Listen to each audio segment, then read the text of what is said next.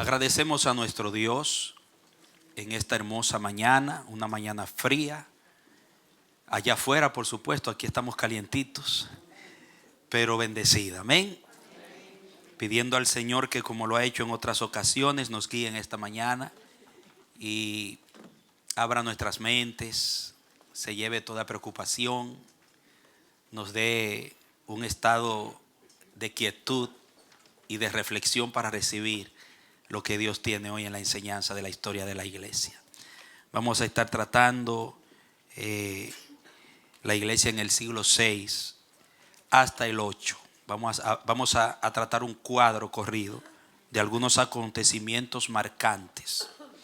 Es imposible tratar todo lo que pasa, son muchas cosas. Uno trata de compilar y recoger lo más esencial aplicable a nosotros hoy como iglesia, pero las cosas que sucedieron fueron muchísimas. Si nos metemos ahí, miren, necesitaremos un par de años para poder terminar. Bien, inclinemos nuestras cabezas y vamos a orar a Dios pidiendo su ayuda en esta mañana. Padre, una vez más te agradecemos por traernos juntos a este lugar para seguir siendo enseñados, por estos acontecimientos históricos que tienen que ver con tu iglesia, Señor, en la tierra. Padre, yo te pido que me ayudes, que me des la gracia y la capacidad para yo poder transmitir los pensamientos a cada uno de los que no solamente escucharán hoy aquí esta enseñanza, sino a los que en la posteridad también se expondrán a ella, que puedan entender lo que vamos a transmitir. Dame tu gracia, tu fortaleza. Yo te cedo todo mi ser, espíritu, alma y cuerpo, intelecto, voluntad y emoción, para que sea tú por medio de tu Espíritu Santo, tomándome como instrumento de edificación y edificando a tu pueblo. Abre el entendimiento de cada uno de tus hijos y tus hijas. Dale la capacidad de poder concentrarse y que puedan recibir y entender lo que tú has dispuesto para hoy. Te lo rogamos en el nombre de Jesús. Amén. Muy bien. La iglesia desde el siglo VI hasta el siglo VIII. Vamos a estar tratando bajo la iglesia contra la iglesia. Eso le parece un poco paradójico, pero ese tiempo, ya desde el siglo V, se ve una confrontación interna en lo que era conocido como el cristianismo, por las diversas corrientes que estaban en pugna en ese tiempo. Y por eso he puesto acá la iglesia contra la iglesia. Vamos a ver puntos de choque, disidencia y la ofensiva musulmana. Algo sobre la ofensiva musulmana. ¿Por qué la iglesia contra la iglesia? Porque hubo un tiempo cuando los judíos, los judaizantes, legalistas, perseguían la iglesia, a los cristianos. Después hubo un tiempo que Roma como imperio perseguía a la iglesia, los martirizaba a los cristianos. Pero en el tiempo que estamos, desde el efecto Constantino, siglo IV hacia adelante, porque Constantino jugó un papel que redireccionó el mundo del cristianismo de una manera bien marcante hasta el día de hoy. Vamos a ver que el efecto Constantino trae dentro de la iglesia del cristianismo unos cambios trascendentes. Y dentro de esos cambios que se dieron por el efecto Constantino está las luchas internas en los grupos que se levantaron en pugna por doctrinas, esa guerra, esa batalla entre la llamada ortodoxia y la heterodoxia. La ortodoxia es el término utilizado para referirse a la doctrina, los que pensaban que tenían las doctrinas correctas. Y la heterodoxia, los que tenían doctrinas diferentes. Eso significan las palabras. Orto, correcto, doxia, doctrina, y hetero, diferente, otra, y doxia, doctrina. Entonces, los que pensaban que tenían la ortodoxia, entre los cuales estaba la iglesia popular, la iglesia católica, que se creía la que tenía en su mano la autoridad de dirigir el cristianismo, porque Pedro se lo encargó al Papa. El Papa se constituye, como vimos la vez pasada, como el sustituto de Pedro. Se atribuyó la autoridad de regir, pero nosotros vimos que no era más que el espíritu imperial del emperador transferido a la silla del liderazgo de la iglesia. Entonces, como el Papa tenía esa autoridad, la Iglesia Católica se constituye en una estructura de fe que va a atribuirse la autoridad de legislar de quién está correcto y quién no, a quién hay que mantener, a quién hay que excomulgar, como ustedes vieron en todo lo que hemos tratado. Y entonces lo hacían bajo el fundamento de que nosotros somos los ortodoxos. Entonces los heterodoxos hay que perseguirlo, hay que matarlo, hay que excomulgarlo. Y bueno, no era como hoy, que hay países donde eso sucede, pero hay lugares como Estados Unidos que cualquier persona puede profesar la fe que desea y nadie persigue ni mata a nadie. Cada quien dentro de su marco denominacional enseña a sus feligreses los principios que piensa que son de Dios, y el otro pues lo hace también en su lugar, pero en aquel tiempo no. En aquel tiempo vemos que dentro de la misma iglesia se dan esas pugnas, esas persecuciones, y por eso usted ve, por ejemplo, en el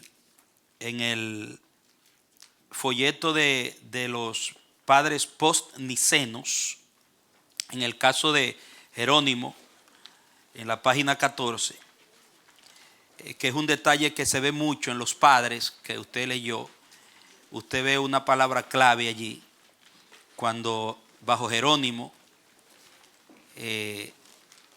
donde habla de los escritos de Jerónimo, página 14, ¿lo están mirando?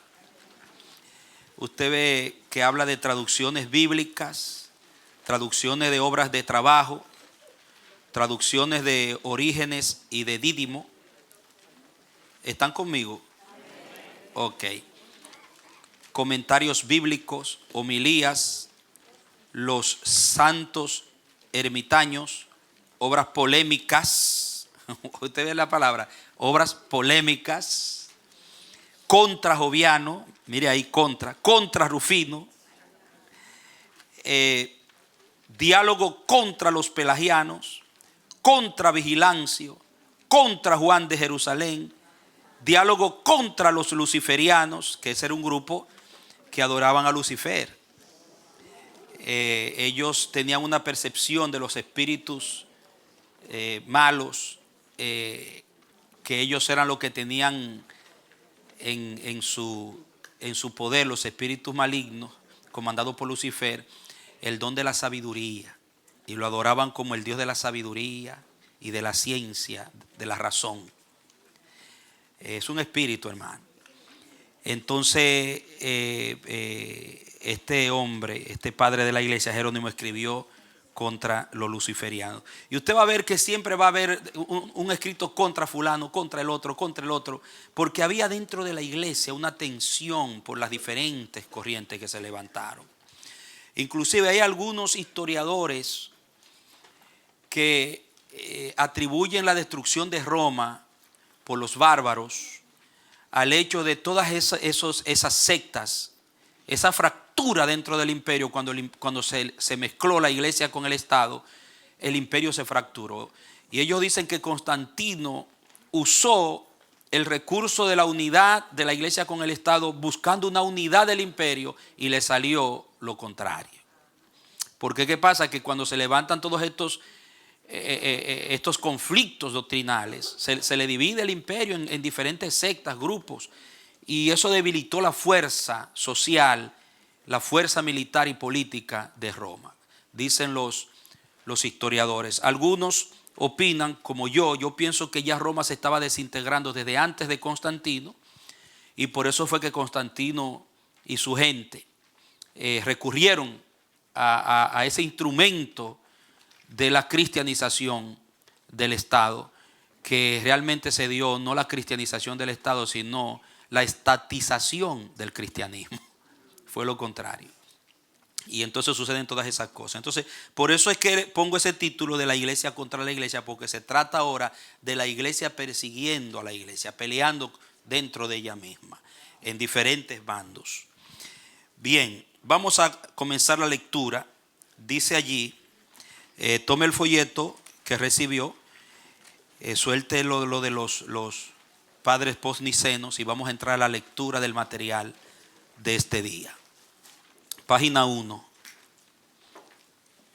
Dice, a partir del siglo VI hasta el 8, podremos apreciar un mundo eclesiástico enfrentado en sus campos misioneros entre ellos mismos, debido a los puntos que encerraban doctrinas y prácticas en la iglesia dominante que varios grupos cristianos disidentes no aceptaban por considerarlos un sincretismo apóstata que reñía con los fundamentos de Cristo, los apóstoles y la iglesia primitiva. Por eso se daba esa pugna interna, porque había un grupo cristianos que se separaron, tomaron otro camino, porque ellos decían que lo que estaba defendiendo a la Iglesia Católica, Apostólica y Romana en ese momento reñía con las enseñanzas apostólicas y de la Iglesia primitiva y de Jesucristo. Los grupos disidentes constituyeron un grito de protesta que llamaba a la Iglesia a un regreso a las enseñanzas originarias de la fe cristiana. Por supuesto que esta postura de estos grupos traería una reacción en el seno de la Iglesia que ostentaba el poder, o sea, la Iglesia Católica, Apostólica y Romana, que desencadenaría en persecución y muerte de muchas vidas disidentes. Imagínense. Mire este párrafo. Para la gran mayoría de los historiadores honestos, en esos grupos disidentes estuvo preservada la semilla del evangelio verdadero que luego trajo la reforma protestante y la continuidad de lo que hoy siguen siendo denominaciones evangélicas que rechazan y se oponen a las falsas doctrinas y prácticas católico-romanas.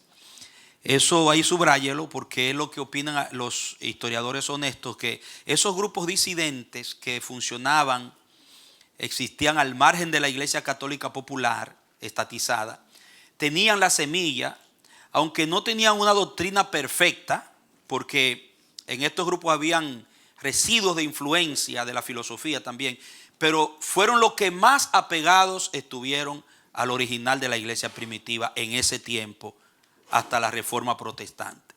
Nosotros vamos a tratar uno por uno esos grupos a medida que el Señor nos conceda el tiempo, para que nosotros entendamos de dónde nosotros venimos como iglesia. Es importante eso, nuestras raíces. Entonces, vemos ahí la mención de esos grupos disidentes que eran llamados herejías. La palabra herejía ha tenido una connotación de falsa doctrina, pero en el significado real de la palabra herejía no significa necesariamente que haya una falsa doctrina. En el significado real, la palabra herejía significa los que se separan, los que dividen. Eso significa la palabra herejía, división. A un grupo que se separaba de la iglesia gobernante, de una vez le ponían, es una herejía. Entonces, un grupo hereje o herético, en ese tiempo simplemente significaba separarse, formar tienda aparte. Eso era herejía. Ahora, a través del tiempo, la palabra herejía se ha generalizado y se utiliza para referirse generalmente a sectas falsas. Sectas que no proclaman ni enseñan las verdades contenidas en la Biblia, sino que meten allí otras cosas que no son. Pero en el principio, cuando usted en la historia del cristianismo en los primeros siglos lee la palabra herejía, muchas veces no necesariamente se refería a grupos heréticos en cuanto a la verdad bíblica, porque estos grupos disidentes eran llamados herejes. ¿Pero por quiénes eran llamados herejes? Por los que creían tener la verdad, que era la iglesia popular, la iglesia católica, apostólica y romana. Seguimos leyendo. La cadena histórica muestra claramente que siempre hubo un movimiento disidente evangélico más apegado a lo original del cristianismo primitivo. Un remanente preservado por la divina providencia que en forma marginal o subterránea permaneció fiel al evangelio apostólico de la gracia. Dios se preservó desde el principio siempre un remanente que guardó la palabra al costo de la vida, de la persecución, del martirio, de la sangre. Pero el Señor estaba allí en esos pequeños grupos disidentes que tenían la semilla del evangelio primitivo. Como hizo con Israel. Ustedes saben que Israel pasó lo mismo con Israel en el Antiguo Testamento. Israel se descarrió a tal medida que instauró el culto a Baal, metió en el templo los cultos de Babilonia, y eso fue lo que trajo el cautiverio. Pero fíjese cómo siempre por medio de los profetas Dios se mantuvo un remanente. Siempre preservó una crema allí, un residuo de gente que seguía creyendo en él, que mantenía la palabra al costo de la vida, porque Jezabel mataba a los profetas de Dios y alimentaba y cuidaba a los de Baal. Y vemos que hubieron reyes judíos, reyes israelitas que mataban a los profetas de Dios. Y en el caso de acá, cuando el profeta Micaías le profetizó, que él no estaba contento porque dice: este hombre siempre me profetiza lo que a mí no me gusta oír. O sea que tenían profetas comprados, hermano. Una cosa, pero aún en medio de esas situaciones Dios tenía siempre un remanente. Igualmente con la iglesia. Igualmente con la iglesia. Dios siempre se ha reservado un remanente. Ahora, yo debo preguntarme, ¿soy yo parte de ese remanente? ¿Me entiende? Porque ser remanente de Dios, hermano, es algo tan tremendo, tan glorioso, tan extraordinario, que nosotros necesitamos llegar a entenderlo. Si Dios nos ha guardado con el grupo que sigue el camino de su verdad, de su palabra, de la Biblia, hermano, eso es una gracia. Pero muchos son remanentes y no lo saben, no lo aprecian.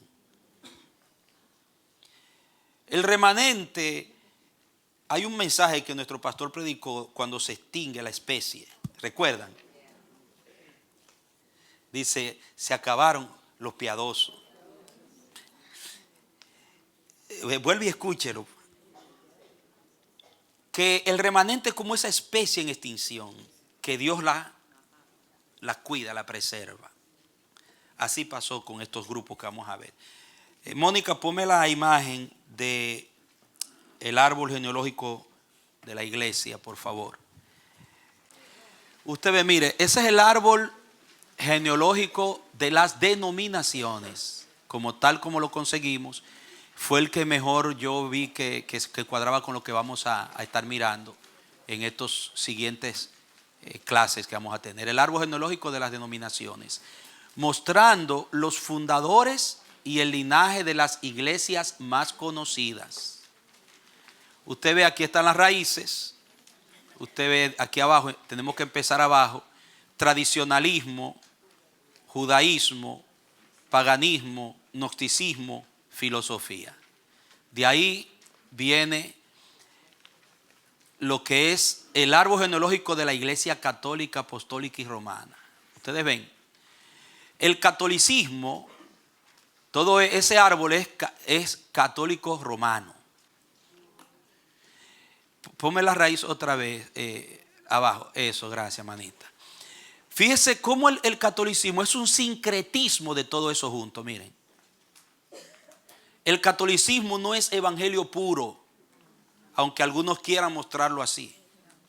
La realidad histórica del catolicismo apostólico y romano es esa: tradicionalismo, judaísmo, paganismo, gnosticismo y filosofía. Todo eso se mezcló y se crea una iglesia que desarrollado después de Constantino, de 313 después de Cristo, donde el primer papa, León I, recuérdenlo, lo recuerdan, y lo leyeron en los padres podnicenos también, León, toma el poder o el lugar, la silla que era del emperador, y lo declaran papa, y él comienza a regir como el emperador antes lo hacía políticamente. Ahora Roma se levanta sobre un trono de religión sincretista para poder mantenerse en la historia. Muy bien, va bajando un poquito, ahí está. Entonces, de Constantino para arriba, que es lo que define la identidad del catolicismo, vemos en la primera ramita aquí: cisma inició en 869 después de Cristo, que hubo un cisma, comienza las divisiones. Rompimiento completo por Photius en 1054 en Turquía. Entonces, después aquí, la segunda ramita, Martín Lutero en el 1500. Esto está mostrándolo cómo dentro de la misma iglesia se dieron quiebres en la iglesia católica, porque la reforma protestante sale del catolicismo. Recuerde que Martín Lutero era un fraile católico.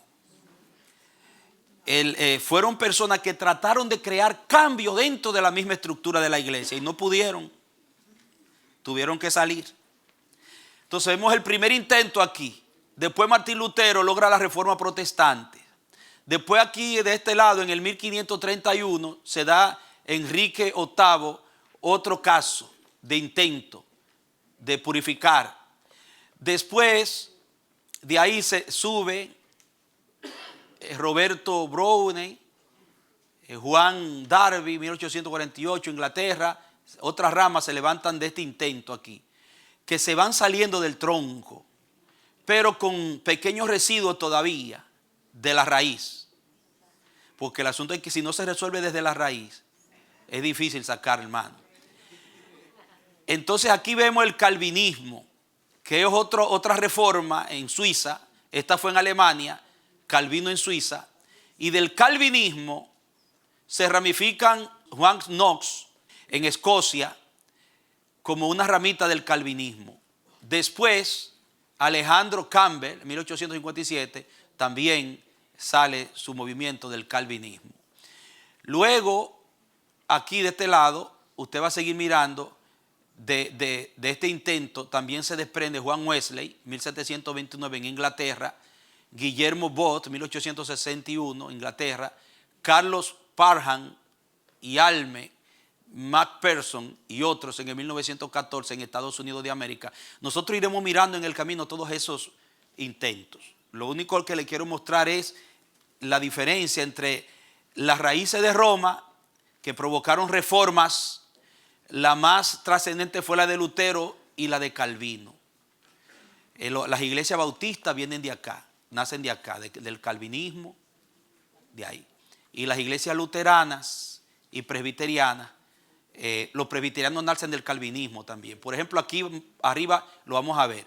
Grupos ortodoxos orientales de este cisma que se dio aquí. Del de Lutero vienen los luteranos. Ahí están los luteranos. Del calvinismo vienen grupos reformados, que ahí están los presbiterianos. Míralo aquí, los presbiterianos del calvinismo. Iglesia de Cristo. Ahí permanece el tronco católico romano, que es la iglesia católica actual. Aquí de la otra rama de la derecha están los congregacionales de Roberto Browne. Aquí está Juan Darby de los hermanos, la iglesia de los hermanos, que ahí son conjunto, cuerpo de ancianos. No aceptan pastores ese movimiento, sino un cuerpo de ancianos, todos iguales. Aquí tenemos la iglesia episcopal, y de esta línea vienen los ejércitos de salvación. Ustedes saben, aquí hay bastante iglesias del ejército que hacen muchas obras sociales ellos. Ejército de salvación de Guillermo Bott. Y de aquí vienen los metodistas. y aquí vienen los grupos pentecostales. Fíjese, ese es el árbol de las raíces del catolicismo. Ahora, mire, ¿por qué yo le pongo a ustedes estas imágenes de los árboles genealógicos? Porque mire el otro árbol. Vamos a poner el otro árbol desde sus raíces. Ustedes pueden ver cómo, hermano, a dónde terminó el efecto Constantino. ¿Ustedes vieron? ¿Ustedes piensan que esa es la iglesia que el Señor Jesucristo tenía en su mente? Eso que vimos ahí. Todas esas denominaciones que usted escucha, ya usted pudo ver cómo se formaron. De cismas, divisiones, por diferencias doctrinales. Y cada uno agarró su camino. Miren este arbolito aquí. Que no, oiga, se ve más flaquito ese arbolito y más chiquito que el otro, pero este es más fuerte.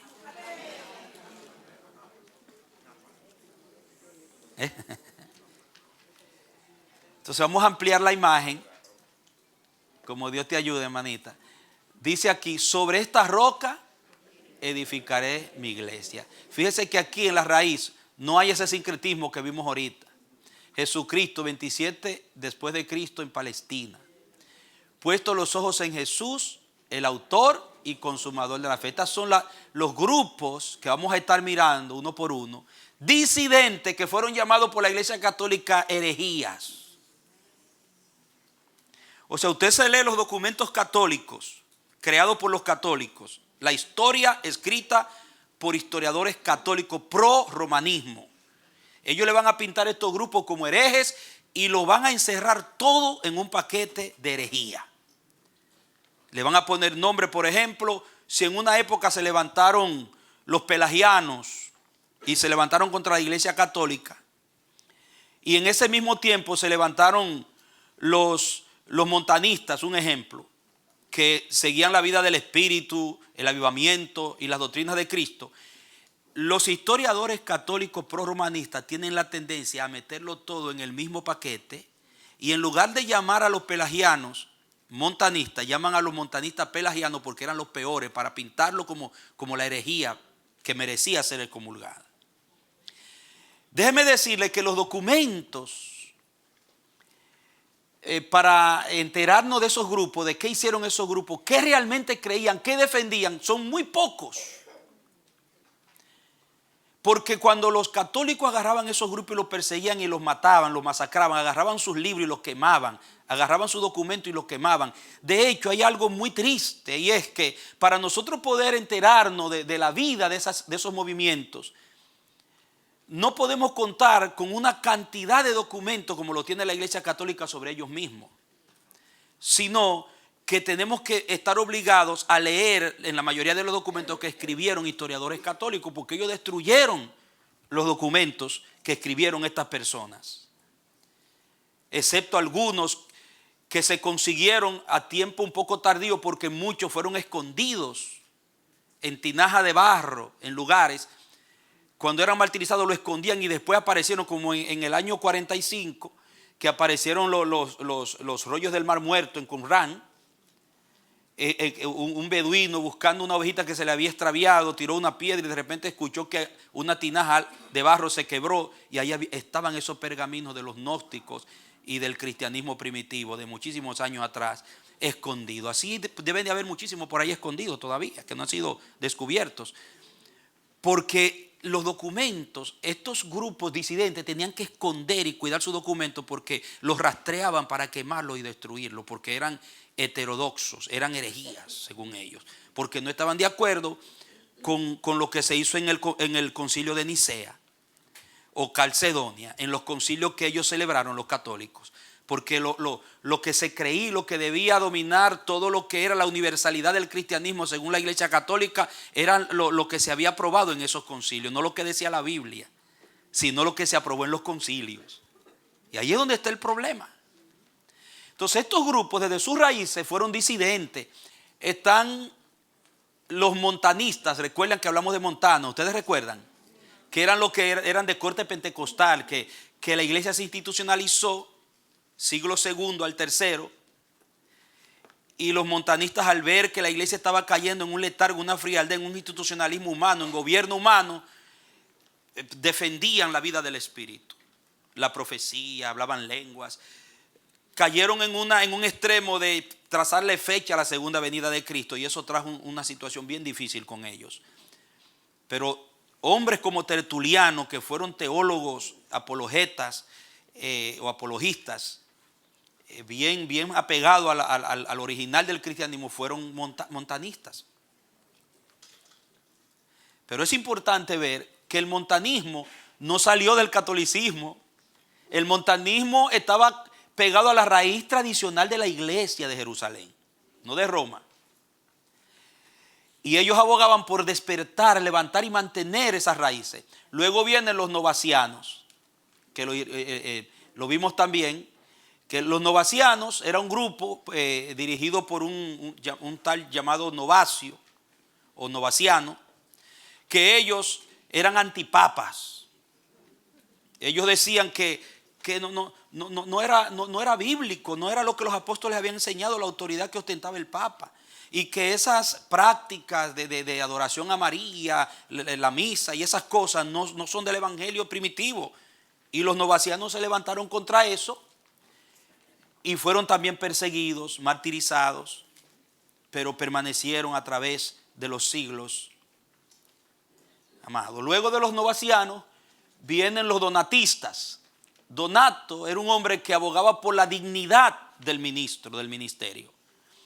Donato decía que los líderes católicos o cristianos que habían entregado la palabra en la persecución de Domiciano, de Diocleciano, en comienzo del siglo IV, que fue antes de los Constantinos, de la época constantina, Domiciano persiguió a la iglesia, y de hecho la persecución, Diocleciano, Domiciano fue en el año 100 que mandó a Juan a Patmos. Diocleciano, con su persecución y queriendo destruir la palabra de Dios, fue que provocó los cánones de la Biblia, el canon del Antiguo Testamento y del Nuevo, porque la iglesia necesitaba tener un documento por lo cual merecía morir. Recuerden que yo le hablé de eso cuando le enseñaba sobre el Nuevo Testamento.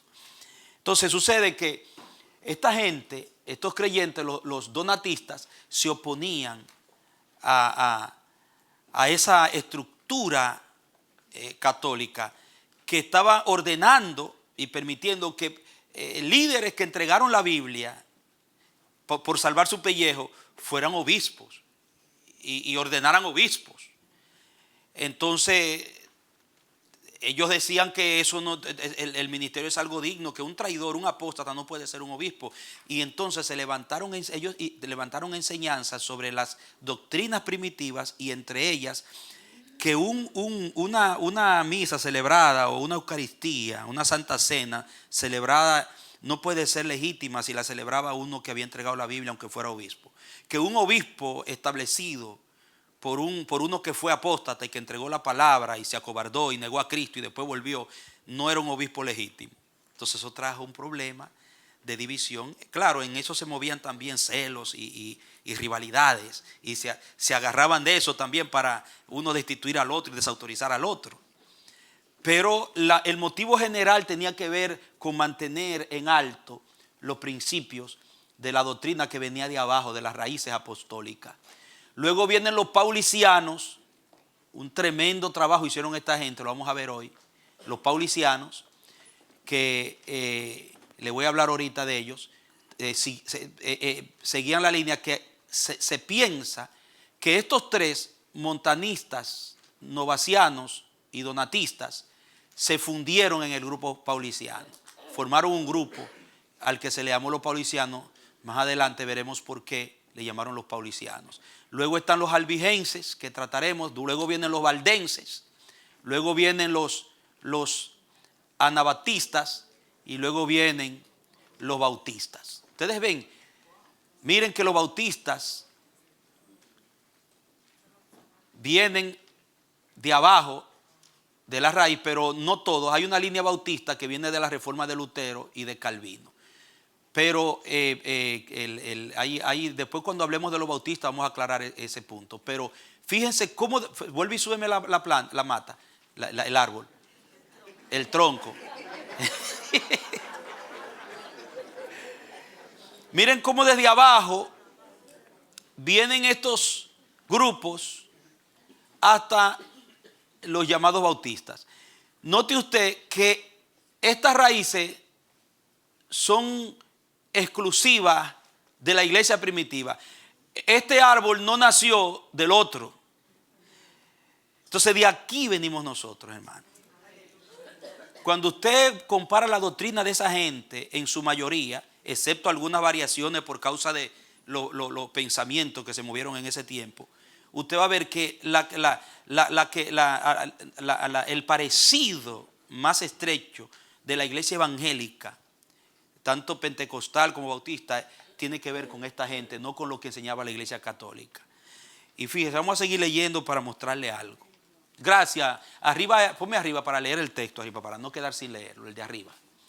Dice, las iglesias del Señor han sido llamadas con varios nombres diferentes. Ayúdenme ahí. A través de los siglos. Nombres de desprecio puestos por sus, ¿recuerdan lo que le dije? Sectas, herejes. Nombre para tratar de pintarlo como los malos de la película. Bien, ¿esto está claro para ustedes? Entonces continuamos la lectura. Nos quedamos en el último párrafo. Aunque el catolicismo presume ser la única y legítima iglesia histórica, porque eso es lo que dice la iglesia católica, que ellos son la iglesia, y acusa a las denominaciones evangélicas de herejías por supuestamente haber salido de ellos en rebeldía. Ustedes vieron que la iglesia evangélica no salió de ellos. Es lo contrario.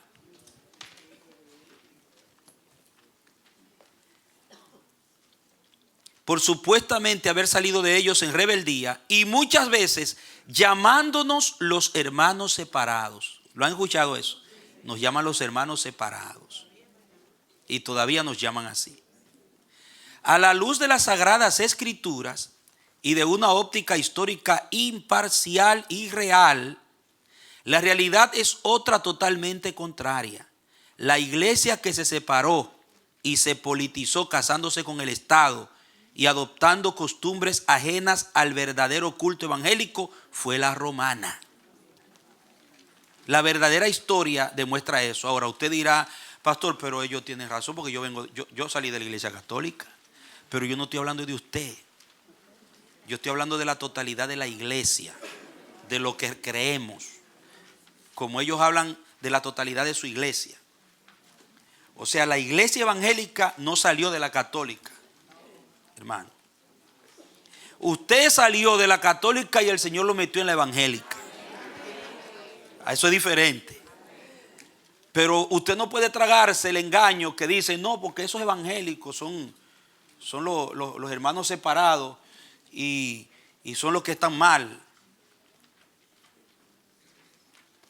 Y usan su teología y su filosofía y sus cosas para justificar eso.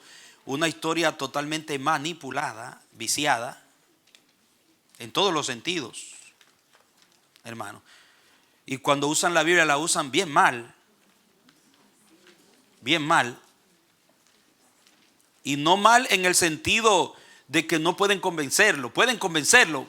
Mal en el sentido que la usan filosóficamente. Interpretan los pasajes usando la filosofía y la lógica. ¿Entiendes? Un ejemplo, el Papa es el sustituto de Pedro. Pero cuando usted lee la historia, usted va a ver que Pedro nunca se consideró Papa, ni nada de esas cosas.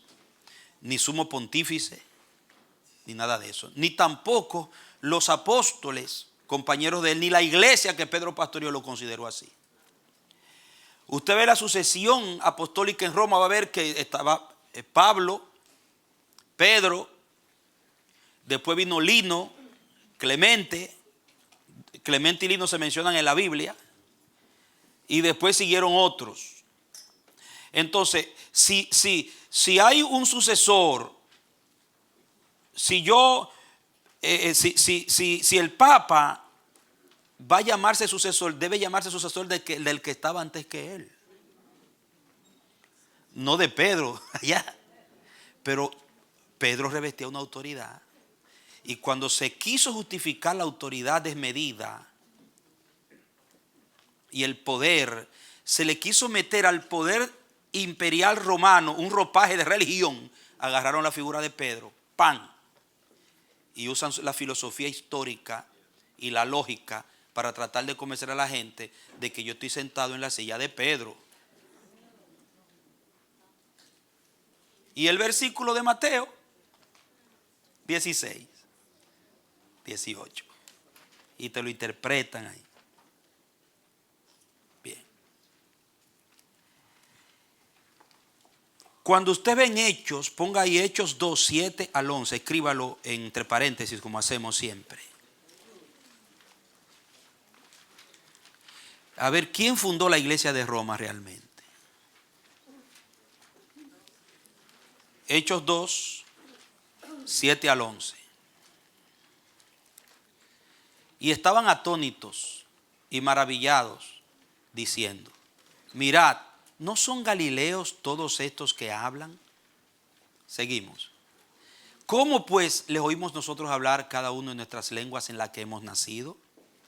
Partos, medos, elamitas y los que habitamos en Mesopotamia, en Judea, en Capadocia, en Ponto y en Asia, en Frigia y Panfilia, en Egipto y en las regiones de África más allá de Cirene, y romanos, note bien, aquí residentes, tanto judíos como prosélitos. Mire, ahí habían romanos que recibieron el evangelio del Espíritu Santo.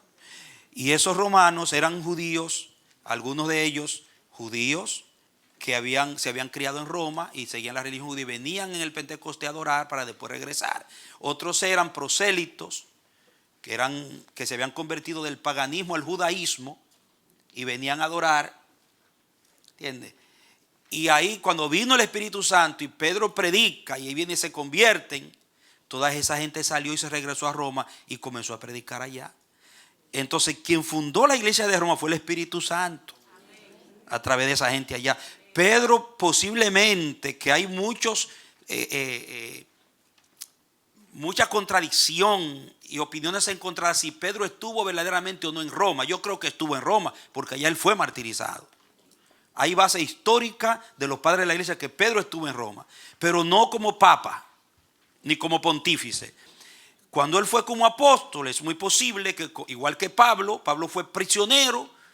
Mientras lo sentenciaban y lo mataban, Pablo aprovechó, alquiló una casa y se puso a predicar. Y siguió estableciendo el reino. Y ayudó a la iglesia allí. Todo el que había oído algo del evangelio se había convertido. Pablo lo agarró y siguió para adelante. Igualito Pedro. Me imagino que Pedro también siguió haciendo su obra allá en Roma, normal. ¿Entiendes? Pero si nosotros vamos a tomar el argumento del papado, entonces como sucesión de Pedro, entonces en todos los otros países donde Pedro visitó, Pablo, debieran hacer lo mismo, tuviera que haber otro papa. Pero como Roma era la que tenía todo bajo su poder, entonces se estableció la capital romana como el centro de operación del gobierno, y el papa, como lo hacía el emperador, ahora va a mandar sobre todo lo que es la religión universal. Era su intención, que nunca se ha podido lograr realmente. ¿Entiendes? Pero vaya agarrando eso ahí. Romanos, esos fueron los que llevaron el evangelio allá. La semilla, la espora del evangelio la llevaron esos romanos que recibieron el Espíritu Santo ahí. Hay un texto, por ejemplo, Hechos 12, 17. Mire. Hechos 12, 17.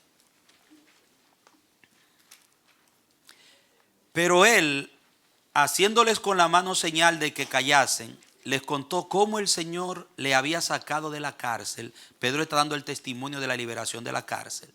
Y dijo: haced saber esto a Jacobo y a los hermanos. Y salió y se fue a otro lugar. Los romanistas que quieren probar que Pedro fue papa en Roma, que fue obispo en Roma, usan ese texto y dicen que cuando dice otro lugar se está refiriendo a Roma. ¿Usted me entiende? Ahí no dice en ningún sitio que se fue a Roma, dice otro lugar. Y la idea en el contexto parece ser que fue un lugar cerca, no fue que se fue a Roma, hermano. Y usan ese texto que Roma fue uno de esos lugares donde dice ahí que Pedro fue. Ya usted puede ver. Lo único que pueden usar son las palabras referentes de los padres de la iglesia, que hablan de Pedro como que estuvo en Roma, lo más cercano. Pero Biblia no tiene para demostrar que fue a Roma. Hay un texto que es muy posible que hable algo, pero tampoco está claro, que es 1 de Pedro 5:13. Mire ese texto. Con Biblia no se puede demostrar que estuvo en Roma. Hay que ir a los recursos externos. El testimonio de los padres que vivieron un tiempo cercano al tiempo que Pedro existió y estuvo ahí, posiblemente. Dice: la iglesia que está en Babilonia, elegida juntamente con vosotros, y Marcos, mi hijo, os saludan. La iglesia que está en Babilonia. Los que hablan de que Pedro estuvo en Roma usan este texto de 1 de Pedro de su carta para decir que Babilonia ahí es Roma, es un nombre que se le daba a Roma porque lo comparan con Apocalipsis, donde Juan utiliza el nombre Babilonia como un eufemismo para hablar de la Roma corrompida y apóstata. ¿Qué pasa? Que también Marcos para ese tiempo, hay prueba bíblica de que Marcos para ese tiempo cuando Pedro escribe estaba en Roma. Juan Marcos. Y dice: y Marcos, mi hijo, os saludan. Ese texto es lo único un poquito más fuerte para pensar que Pedro está escribiendo desde Roma y dice: los que están conmigo aquí, les saludan a ustedes allá. El único versículo que tiene un poquito más de hacer, pero tampoco se puede usar para probar el desmedido poder que ostentaba el Papa, usando como argumento que yo estoy aquí sustituyendo al Pedro que fundó la iglesia aquí.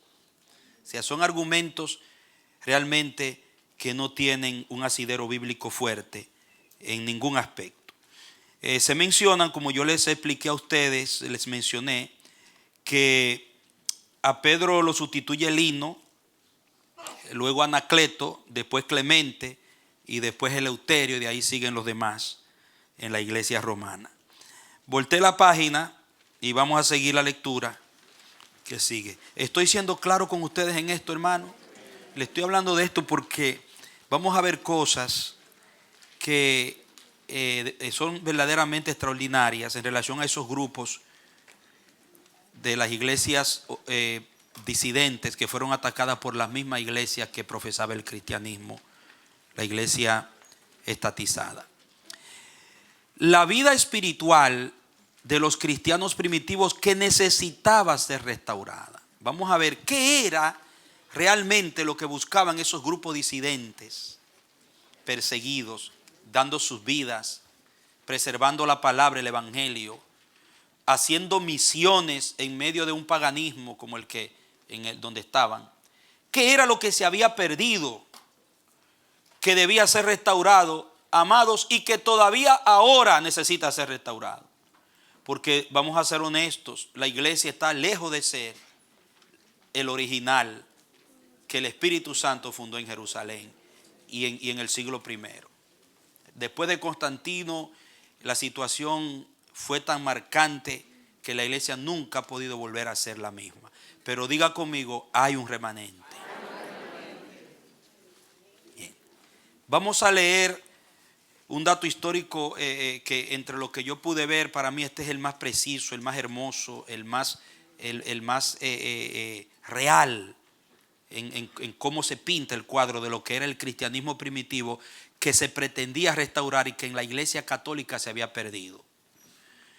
Refiriéndonos al modo de ser de los cristianos primitivos, en su libro Costumbres de los cristianos primitivos, el abad Claudio Fleury afirma lo siguiente referente a los paganos convertidos al cristianismo. Dice así: comenzaban pues a tener una vida nueva totalmente interior y sobrenatural, encontrando fácil lo que antes les había parecido imposible. La primera y principal de sus ocupaciones era la oración, la que también San Pablo encarga en primer lugar, y cómo exhorta a orar sin cesar, según el precepto de Jesucristo. Usaban de todos los medios posibles para no interrumpir, en cuanto les fuera posible, la unión de su espíritu con Dios y con las cosas celestiales. Oiga, ¿qué era lo esencial para esa iglesia primitiva?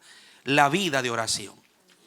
El mantener una unión mística, una unión sobrenatural de su espíritu con el espíritu de Dios. Esa comunión, esa relación pura, hermano, que se había perdido.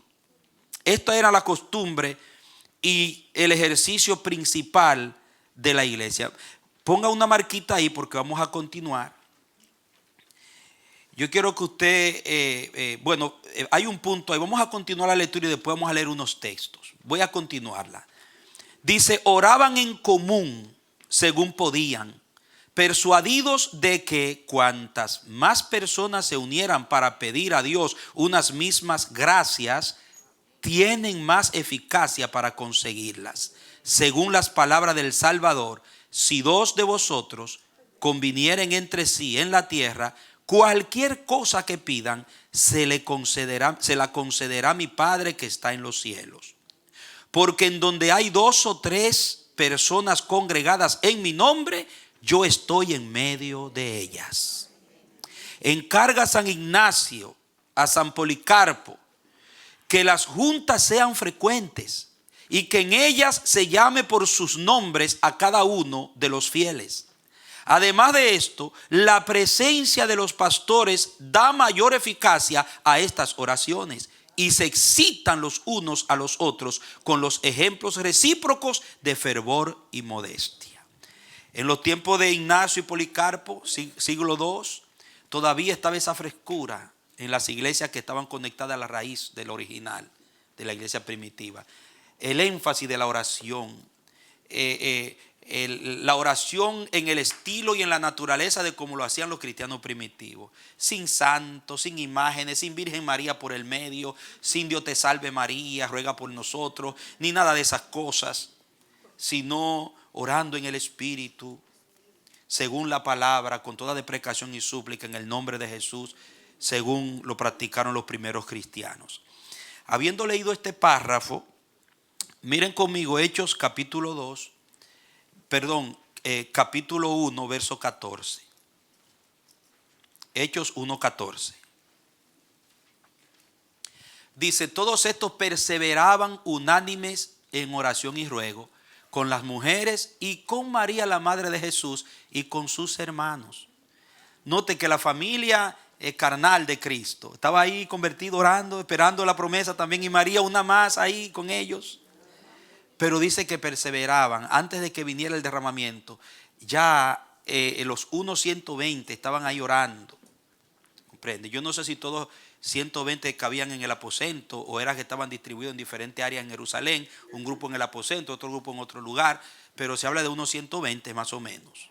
Tal vez el aposento era grande y cabían allí. Ahora, note cómo la oración se destaca en el primer capítulo de los Hechos, que habla de la historia de la iglesia, cómo empezó la iglesia. Luego en el 2, verso 1, 2:1, dice, cuando llegó el día de Pentecostés, estaban todos unánimes juntos, verso 2, y de repente vino del cielo un estruendo como de un viento recio que soplaba, el cual llenó toda la casa donde estaban sentados. ¿Qué estaban haciendo ahí unánimes juntos? Orando, hermano.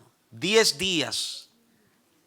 Porque Jesús estuvo 40 días hablándole del reino.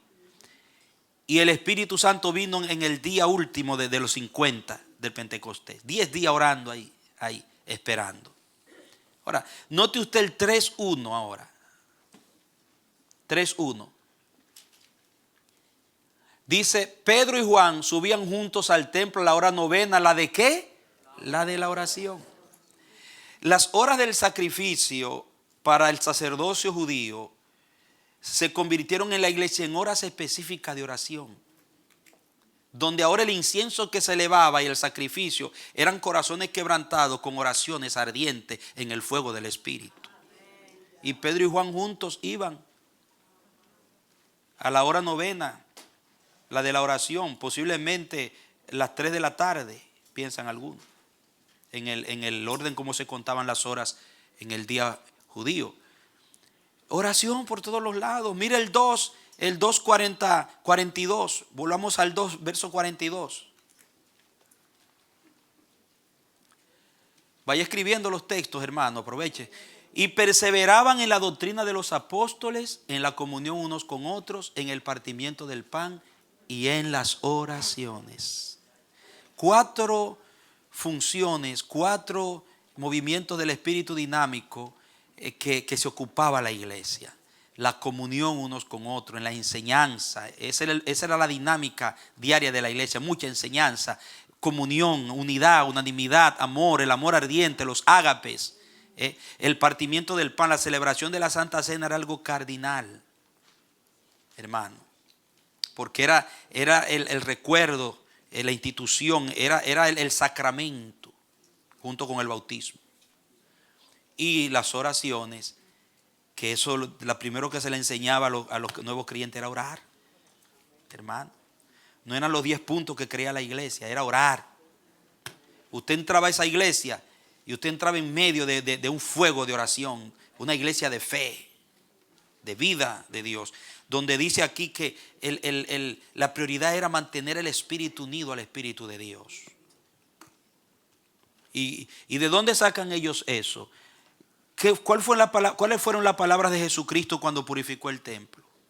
Mi casa de oración será llamada, y ustedes la han convertido en una cueva de ladrones. Porque ellos creían lo que dijo Jesucristo. La casa de Dios tiene que ser casa de oración. Pero ¿qué han hecho con la casa de Dios hoy? ¿Qué hizo Roma? Vamos a verlo. ¿Qué ha hecho aún la iglesia cristiana evangélica hoy con la casa de Dios? Un mercado también, un show, un escenario de espectáculo. Lo que menos se hace hoy en las iglesias es orar, hermano.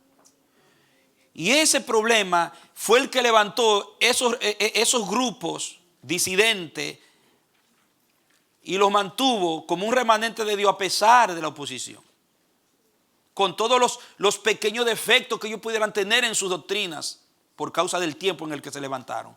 Pero en lo esencial eran grupos cristocéntricos y fundamentados en los evangelios y en los libros del Nuevo Testamento más que todo.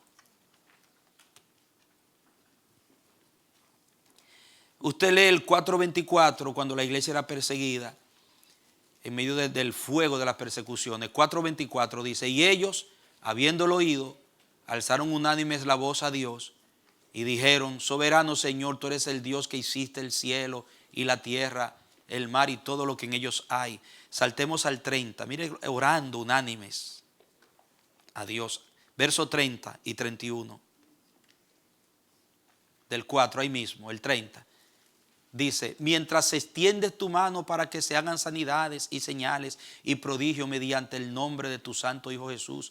¿De quién dependía que sucedieran las obras? De la mano de Dios. Entonces la oración es lo que mueve la mano de Dios. Ellos creían que la oración era lo que movía la mano. Como hay una adoración que dice: fe mueve la mano de Dios, fe en su palabra viva, todo es posible si tienes fe. Fe mueve la mano de Dios, fe en su palabra viva, todo es posible si tienes fe. Ellos creían eso. Y el 31 dice, mira el 31. Cuando hubieron orado, ¿cuándo? Cuando hubieron orado, el lugar en que estaban congregados tembló y todos fueron llenos del Espíritu Santo y hablaban con denuedo la palabra de Dios. La llenura del Espíritu es por la oración perseverante. Cuando la oración vuelva a ser una prioridad en la casa de Dios, el Espíritu Santo va a llenar y va a gobernar y va a impulsar la obra de Dios. Y usted puede seguir leyendo en el capítulo 12, verso 5. Mientras Pedro estaba preso, la iglesia hacía oración sin cesar por él. En el 10, Cornelio, Dios lo mete en un tiempo de oración y a Pedro los conecta para empezar la obra en Cesarea por la oración. Todo nacía en la oración, hermano. Todo era impulsado en la oración en esa iglesia naciente. En el 13, 1 en adelante, dice que estaban los ministros ministrándole a Dios en oración y ayuno. Y en medio de esa oración y ayuno, el Espíritu Santo dice: apartadme a Bernabé y a Saúl y a Pablo para la obra. Y ahí se desata la obra misionera a las naciones. Desde el hipocentro, hermano, de la oración. 1 Tesalonicenses 5:17, orad sin cesar. Orad sin cesar. Efesios 6:18, se viste la armadura como orando en todo tiempo con toda deprecación y súplica en el Espíritu. La oración era una prioridad de esa iglesia pura. ¿Por qué? Porque esa iglesia no era movida, no se movía por poder humano. Esa iglesia la movía el poder de Dios. Esa iglesia no dependía de política, de rejuego, de manipulaciones, de recursos, de logística humana para moverse y echar fuera a los demonios y establecer el reino de Dios, convertir los corazones. No, esa iglesia estaba gobernada por el poder de Dios. La mano de Dios. No necesitaba amarrarse a ningún convenio político. No necesitaba ninguna venda política, ni una silla de un emperador romano, porque ya estaba conectada con el trono de Dios, que es el más alto. Ellos lo creían y lo vivían. Y eso era lo que había que restaurar.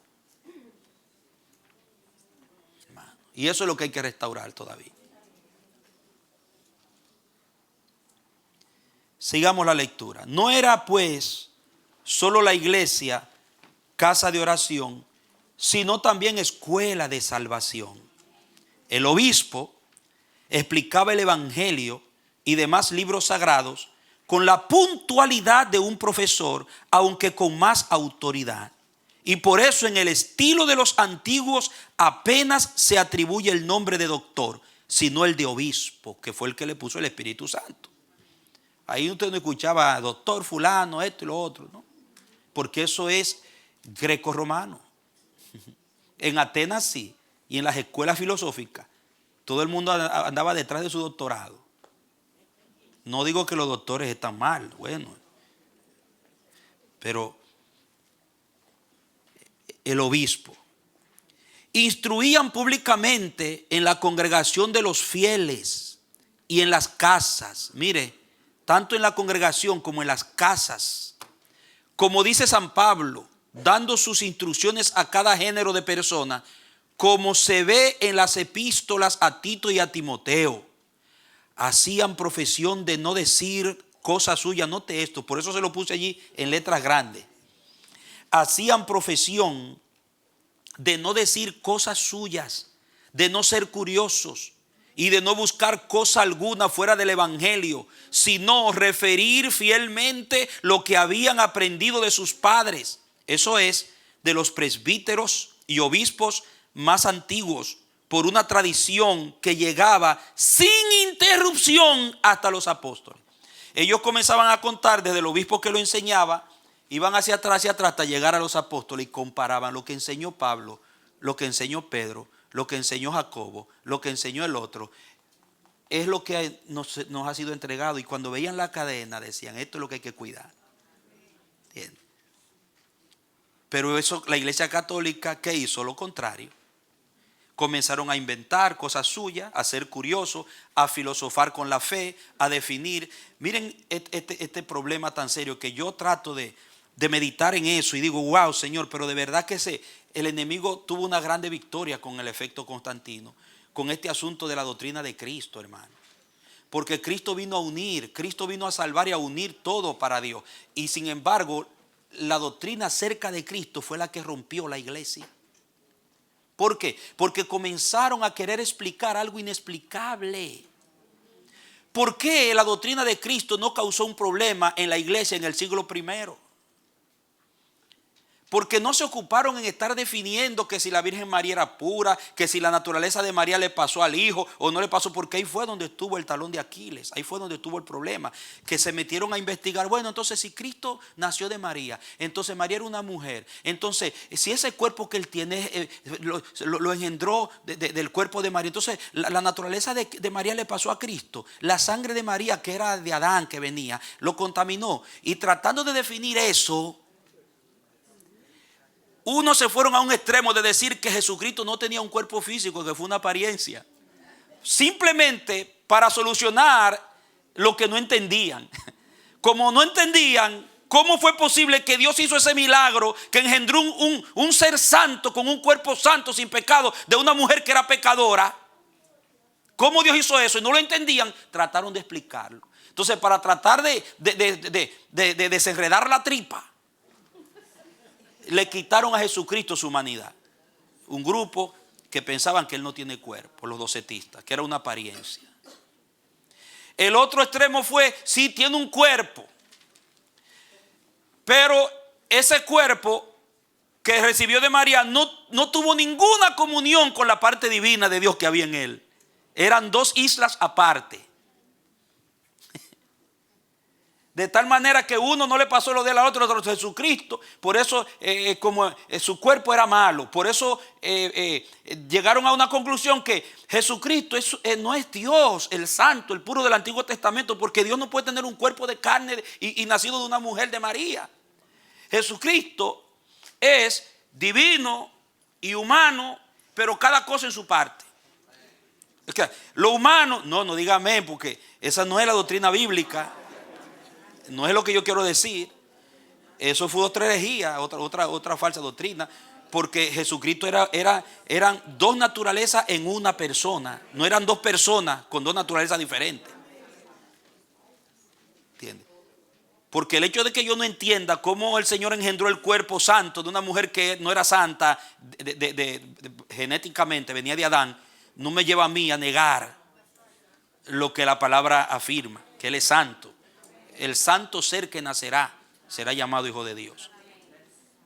Entonces vinieron todas esas cosas, hermano. Algunos le quitaron el cuerpo, otros le dijeron que era un Dios menor, que fue engendrado y muchísimas cosas. Entonces en ese lío se metieron y comenzaron a inventar.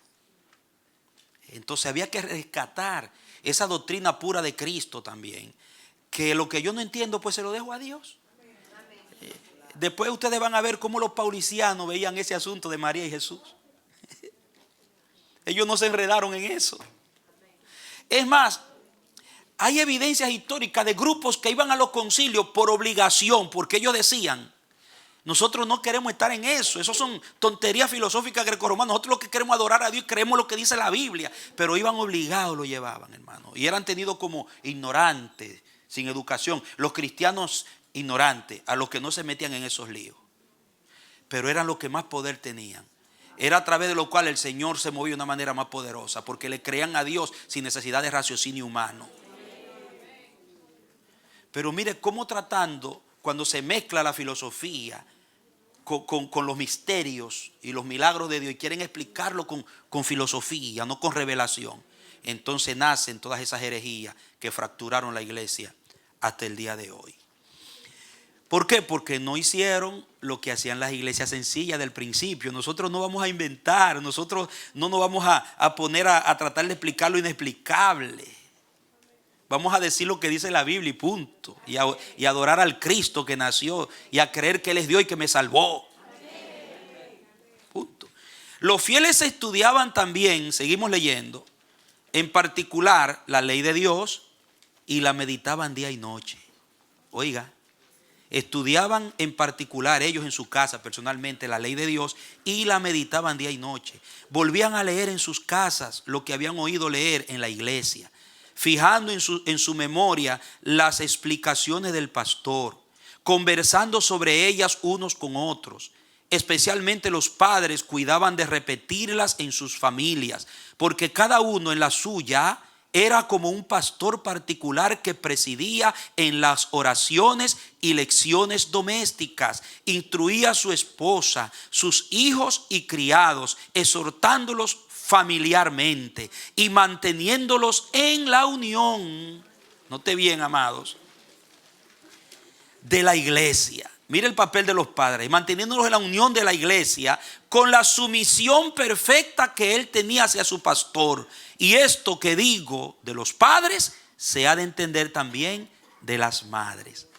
Mire cómo el padre era un pastor en su casa, que mantenía a sus hijos y a su esposa conectados con Dios a través de la oración, y conectado con el libro a través de la enseñanza, y conectado con el pastor, que el mismo padre se sometió, obedecía al pastor, y conectado con la iglesia, la comunidad de los santos. Es el papel de sacerdocio del hombre en la casa, hermano. Y eso había que rescatarlo también. Se había perdido. Y todavía hoy hay que rescatarlo. Ahora, una cosa tenemos que admitir, que en ese tiempo no había celular, no había iPad, no había tablet, no había telecable, no había internet. ¿Qué más? Radio, televisión. Hermanos, estaba el circo romano, estaba el anfiteatro, que había que ir allá para poder ver eso. Había que ir a buscarlo, porque eso lo hacían en lugares específicos. Y si la gente no iba, pues no tenía eso en la casa, no le entraba. Pero hoy te traen el circo romano a la casa, te traen el anfiteatro a la casa, te traen todo a la casa, porque a través de la televisión y del cable, de internet y del celular te llega todo. Entonces uno, cuando se sumerge en ese mundo antiguo de la fe, y uno ve su mundo de ahora, uno dice, wow, pero ¿qué es esto? ¿Dónde estamos? Estamos realmente mundanalizados.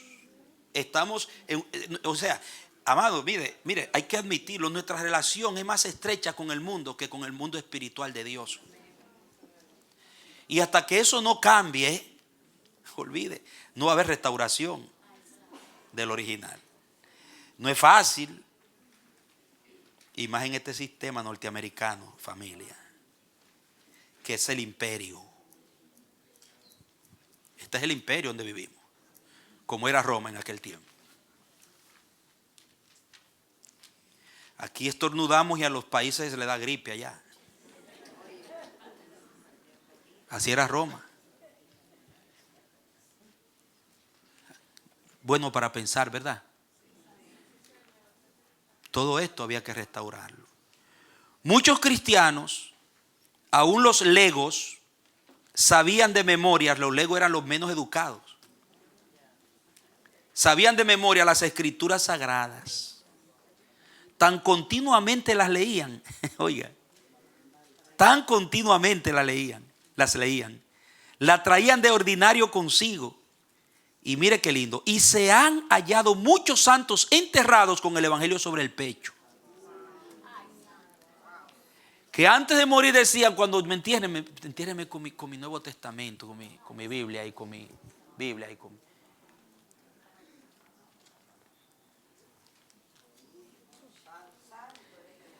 Ayunaban los cristianos con más frecuencia que los judíos. Pero el modo de ayunar era casi el mismo, pues incluía también las señales naturales de aflicción. Lo esencial del ayuno consistía, oiga cómo era el ayuno para que los que tienen alguna inquietud sobre los ayunos. Lo esencial del ayuno consistía en no comer más que una sola comida al día, a la caída de la tarde. Esto es, hacer solamente la cena, absteniéndose del vino y de los alimentos más delicados y sustanciosos, y pasar el día en retiro y oración. ¿Me entiende? Oiga cómo eran los ayunos. Como eran ayunos periódicos, lo tenían como una costumbre. La mayoría de los historiadores dicen que la iglesia de los primeros siglos ayunaba los miércoles y los viernes. Y la forma como lo hacían era una sola comida al día, una cena en la tarde. Hay otros historiadores que dicen que tomaban el desayuno bien temprano y pasaban todo el día sin comer. En la noche una sopita, algo suave. Pero se abstenían de manjares delicados.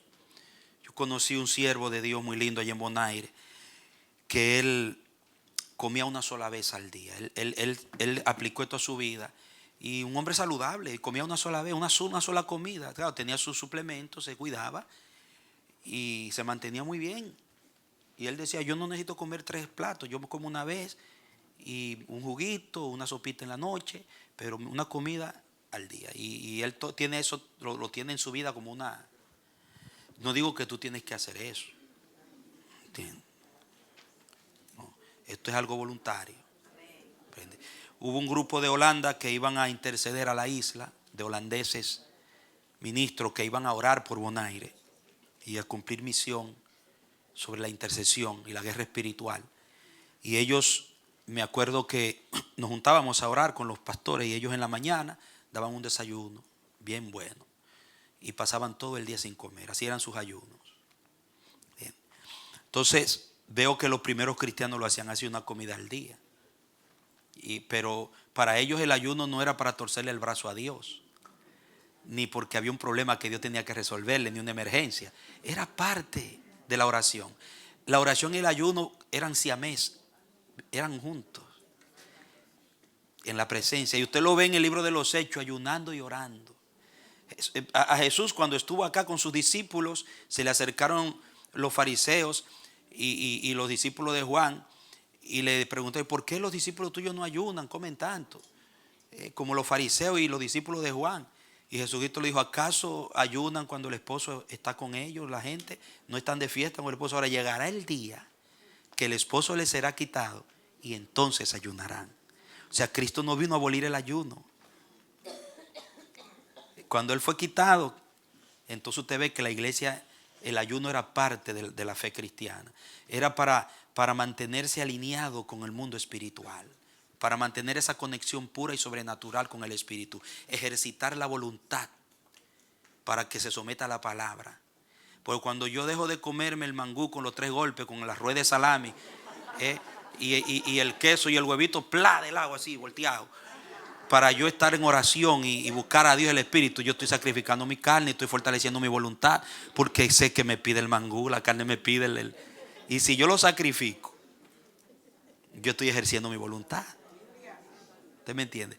Y así era, por eso era que podían en medio de ese mundo de tanto desenfreno sexual, todas las fiestas, los cultos, las actividades recreativas estaban ligadas a un acto promiscuo en honor a los dioses.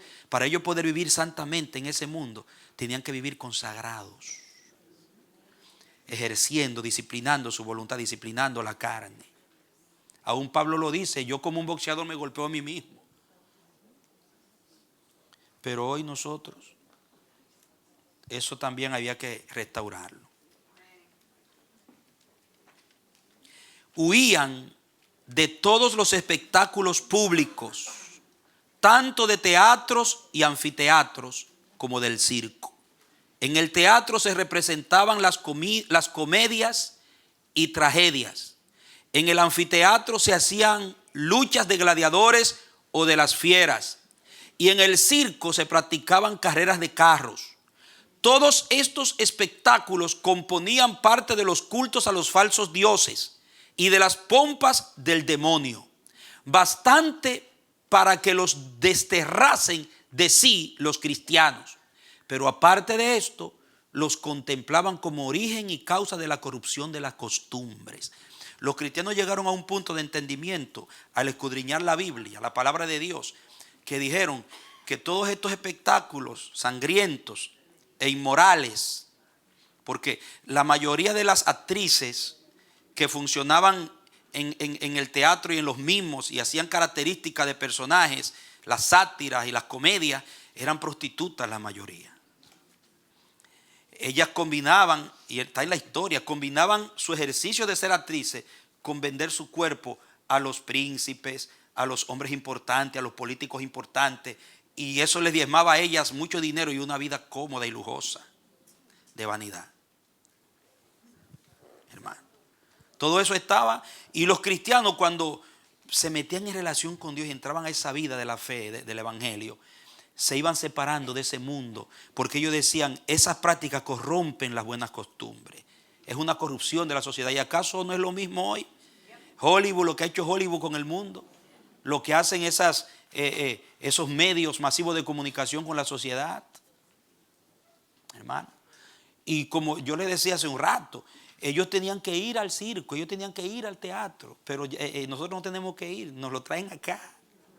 Y de ñapa nosotros pagamos para que nos lo traigan, porque no se lo dan gratis. Todo eso. Tertuliano decía, oiga, decía Tertuliano, no se ha de gustar ni aún las imágenes de aquello que no se debe hacer. O sea que usted no debe, las cosas, lo que él dice es que las cosas que no se deben hacer, ni siquiera en tu imaginación tú debes gustarlas. Se enseñaba mucho sobre el dominio de la mente, el reprender los malos pensamientos, trabajar con tus pensamientos. Claro que en la gracia de Cristo, en la enseñanza apostólica, Pablo enseña que solo el Espíritu Santo, la ley del Espíritu de vida, te puede ayudar a vivir la vida del Espíritu. Uno que no nace de nuevo, por más que pelee con su mente, con su carne, no va a poder vencer, va a terminar frustrado. Como dice Romanos 7. Pero el que tiene el Espíritu tiene la capacidad de luchar. Porque si yo fijo un pensamiento en algo y lo fijo y lo dejo ahí fijado, voy a terminar haciéndolo. El secreto, según los piadosos antiguos, era que cuando tú te venía un pensamiento que, como dice Tertuliano, era nocivo, era dañino, era malo, de algo que no se debe hacer, había que reprenderlo en el momento. No seguir acariciando. Ahí estaba el secreto de vencerlo. No podemos evitar que vengan, pero cuando vienen, si es algo que tú sabes que como creyente tú no debes hacer, te reprendo, Satanás. Yo soy un hombre de Dios, una mujer de Dios. Yo pertenezco al reino de la justicia y de la santidad. No lo acaricies, deséchalo. Porque si lo dejas ahí te sigue y lo disfrutas, wow, y lo disfrutas, vas a terminar. Ese de espíritu, wow, se te va a meter. ¿Usted cree que Judas, el pensamiento de traicionar a Cristo, le vino de la noche a la mañana? La ideita chiquita le vino en un momento dado de decepción, le vino, cualquiera lo entrega. Que viene a hablar ahora de que lo van a matar. Lo que vino fue engañar. Y a lo mejor eso le pasó a los otros discípulos, pero los otros discípulos lo desecharon porque eran de Dios. Ellos eran hombres de Dios elegidos. Judas no era elegido. Pero Judas lo acarició. Y lo acarició. Y a medida que pasaban los tiempos, él iba armando su plan de la traición. Hasta que dice, y el diablo se le metió. ¿Lo ha leído? Se le entró Satanás.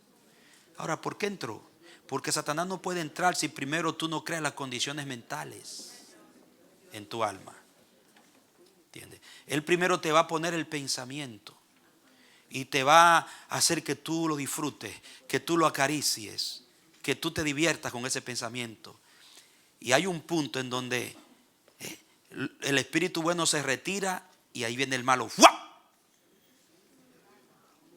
No digo que el Espíritu Santo se retira de ti, sino entiende el espíritu bueno como la fuerza del espíritu para que tú venzas esa tentación. ¡Wow! Se contrista. Porque tú estás disfrutando algo que no se debe hacer. El pensamiento de Tertuliano y del cristiano primitivo es que el cristiano, el hijo y la hija de Dios no deben jamás ni siquiera disfrutar en su imaginación algo que no se debe hacer. No es fácil, hermano. Porque tenemos el mal por todos los lados y aún en nosotros mismos. El teatro era una escuela de deshonestidad para esos cristianos. Y el anfiteatro de crueldad. Y se apartaban tanto los cristianos de estas cosas, que ni aún querían ver las ejecuciones de justicia, que las ejecuciones las hacían públicas. Y ellos ni siquiera eso lo querían ver.